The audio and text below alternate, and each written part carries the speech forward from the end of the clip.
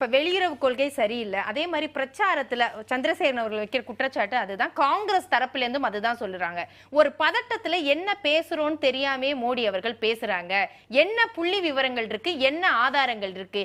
இந்து முஸ்லிம் பாகுபாடு அரசியலா இருக்கட்டும், அல்லது 15% முஸ்லிம்களுக்கு பட்ஜெட்ல நிதி ஒதுக்குச்சுன்னு சொன்னதா இருக்கட்டும், வரிசையாக ஒரு பேச்சுக்கள் எல்லாம் எந்த ஆதாரமும் இல்லாம இருக்கு அப்படிங்கறத எப்படி பாக்குறேன்? 2004-2014 பீரியட்ல இதே காங்கிரஸ் கட்சியினரால் கம்யூனல் வயலன்ஸ் பில் அப்படின்னு ஒரு பில்லு கொண்டு வந்தாங்க. அதாவது வகுப்பு கலவரம் நடந்தால் யார் பொறுப்பு அப்படின்னு, எந்த ஊரில் வகுப்பு கலவரம் நடந்தாலும் அந்த ஊரில் இருக்கிற ஹிந்துக்கள் தான் பொறுப்பு அப்படின்னு மொத்தமாக, அதாவது சட்டம் இயற்றும் போதே ஹிந்துக்களுக்கு எதிரான ஒரு சட்டத்தை இயற்றி அந்த பில் பாஸ் ஆகலை. அது வரைக்கும் நம்ம தப்பிச்சோம். ஆக ஆனால் அந்த ஒரு பில் வந்து நீங்கள் டிராஃப்ட் பண்ணி பாராளுமன்றத்தில் அறிமுகப்படுத்தினது இதே காங்கிரஸ் கட்சி தான். நீங்க வந்து வகுப்பு இஸ்லாமியர்களுக்கு எதிரானதுன்னு சொல்றீங்க. இது உண்மையாக தெரியல எனக்கு. இல்ல கம்யூனல் வயலன்ஸ் பில் அப்படின்னு நீங்க வந்து கூகுள்ல போட்டாலே வரும். அது யார் தயார் பண்ணாங்க? ஒரு லைனை மட்டும் நீங்க ஒரு பில்னா ஒரு ஷரத்து மட்டும் இருக்காதுங்க, 100 ஷரத்து இருக்குங்க.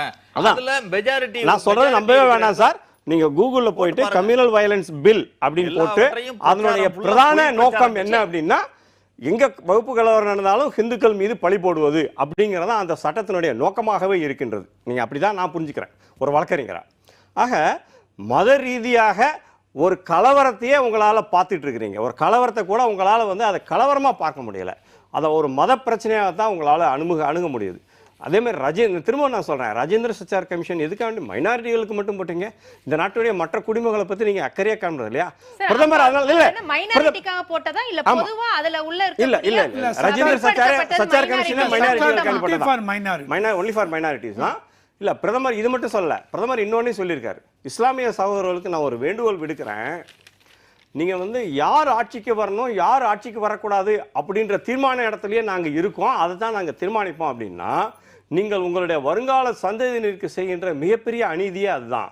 நீங்கள் வந்து உங்களுடைய சமுதாயம் வந்து முன்னேறுவதற்காக என்ன பண்ணணுமோ அதை தீர்மானம் பண்ணுங்க. அதை விட்டுட்டு நீங்கள் இதுக்கு ஆட்சிக்கு வரக்கூடாது, அவங்க ஆட்சிக்கு வரக்கூடாது, இவங்க தான் வரணும், அவங்க தான் வரணும், நாங்கள் தீர்மானம் பண்ணால் உங்களுடைய தீர்மானம் உங்களுடைய சந்ததியினருக்கு விரோதமாக இருக்குன்னு சொல்லியிருக்காரு. ஒரே ஒரு சின்ன கருத்தை மட்டும் சொல்லிட்டு முடிச்சிடுறேன். ஸோ இதை மாதிரி வந்து இஸ்லாமியர்கள் ஓட்டுக்காக மட்டுமே நம்பி இருந்த ஒவைசி இன்றைக்கு வந்து அவர் வந்து அவருடைய தொகுதியில் எலெக்ஷன் முடிகிற வரைக்கும் அவர் தொகுதியை விட்டு வெளியில் போக முடியலைங்க.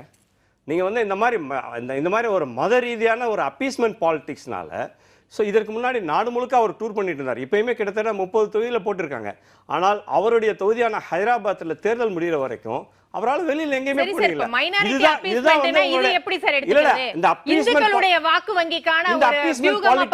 தோல்வியா தான் என்னோட பொறுத்து. என்ன நான் அதை எப்படி பார்க்கறேன்னா, இந்த அப்பீஸ்மெண்ட் பாலிடிக்ஸ் ஒரு தரப்பினரை தாஜா செய்கின்ற பாலிடிக்ஸ் தோல்வியா தான்.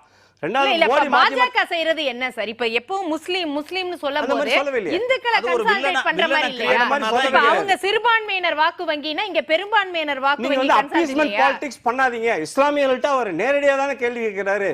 நீங்க வந்து தயவு செஞ்சு நாங்களால தான் இவங்களை ஓட்டு, திரும்ப சொல்றேன், எங்களால தான் இந்த கட்சி ஜெயிக்குது, எங்களால தான் இந்த கட்சி தோக்குதுன்னு தீர்மானம் பண்ணாதீங்க. அது உங்களுடைய தலைமுறைக்கு நல்லது இல்லைன்னு தானே சொல்றாரு, அவங்களுக்கு நல்லதுதானே சொல்றாரு. சரி, ஷெரீப் அவர்கள்ட்ட அப்ப ஆக்கிரமிப்பு காஷ்மீரை இந்தியாவுடன் இணைக்க முடியும் அப்படிங்கிற ஒரு அடுத்த கட்ட பேச்சுக்கு இறங்கிருக்கு பாஜக. அது எப்ப 10 வருஷம் ஆட்சி நடத்தி ஒண்ணும் செய்ய முடியல, எனக்கு வந்து ஓட்டு போடுங்க, நான் 10 வருஷமா ஒண்ணும் செய்யல, இனி வந்து ஓட்டு போட்டீங்கன்னா நான் காஷ்மீரை வந்து இந்தியாவோட இணைப்பேன். ஆமா சார், 400 ஜெயிச்சாதான் பண்ண முடியுங்கிறாங்க சார்.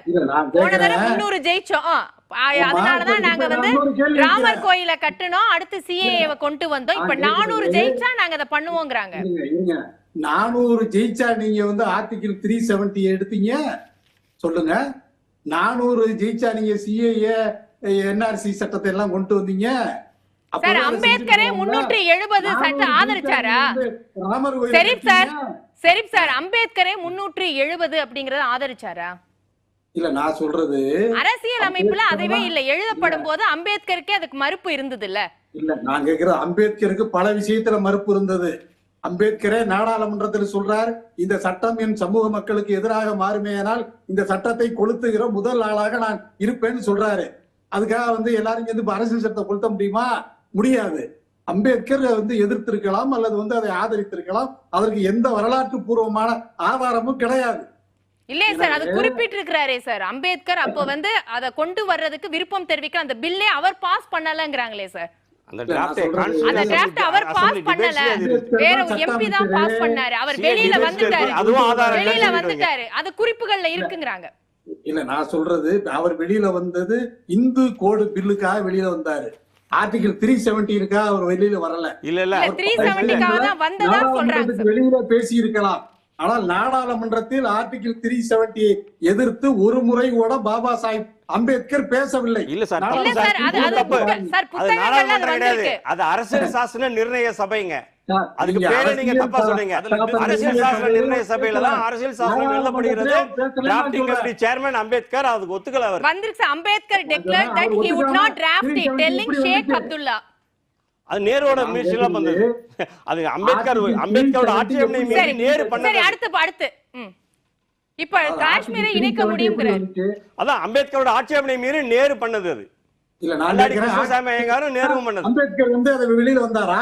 அது கடுமையா ஆட்சேபனை பண்ணாரு. இதை நான் ஏற்றுக்கொள்ள மாட்டேன்னு சொன்னாரு.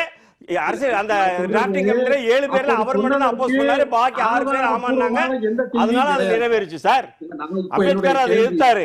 அது நீங்க வந்து வரலாறு தெரியாமல நீங்க தான் பேசுறீங்க. இப்போ 1950 அம்பேத்கர் எதிர்த்தாரு, 1963 நேரு ஆதரிச்சாரு.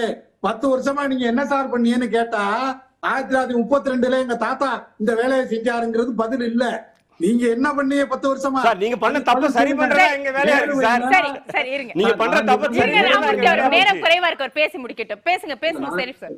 என்னுடைய பதில் என்பது, நீங்கள் எதற்கு எடுத்தாலும் நேருவையும் ராகுல் காந்தியையும் விபி சிங்கையும் மன்மோகன் சிங்கையும் ஏன் சொல்றீங்க? 10 வருஷமா யார் ஆட்சியில இருந்தது? உங்களுக்கு தைரியம் இருந்தால் ஒரு வெள்ளை அறிக்கை வெளியிடுங்க. காங்கிரஸ் முஸ்லிம்களுக்கு என்னென்ன சலுகைகளை கொடுத்துருச்சு, அதனால நாடு கெட்டு போச்சு அப்படின்னு ஒரு வெள்ளை அறிக்கையை வெளியிடுங்க. இத்தனை வருடமா 10 ஆண்டு காலமாக அப்படி எதையும் சொல்லாத நீங்கள் கடைசி நேரத்துல வந்து 10 வருஷத்துக்கு முன்னாடி இருந்த மன்மோகன் சிங், 40 வருஷத்துக்கு முன்னாடி இருந்த நேரு, இவர்களை குற்றம் சாட்டி காலத்தை வந்து கழித்து கொண்டிருக்காதீர்கள். ஏனென்றால் காங்கிரஸ் எங்களை பொறுத்தவரை எதுவும் செய்யவில்லை என்பதுதான் எங்களை போன்றவருடைய குற்றச்சாட்டு. எனவே நீங்களா காங்கிரஸா என்பதற்கு 1000 வழி இருக்குது. நீங்க என்னென்ன சாதனைகள் செஞ்ச நீங்க சொல்லுங்க, நாங்க என்னென்ன செஞ்சேன்னு காங்கிரஸ் சொல்லட்டும். அதை விட்டுட்டு முஸ்லிம்களை நீங்கள் பந்தாடாதீர்கள் என்பதுதான் எங்களுக்கு போன்றவருடைய கோரிக்கையாக இருக்கு.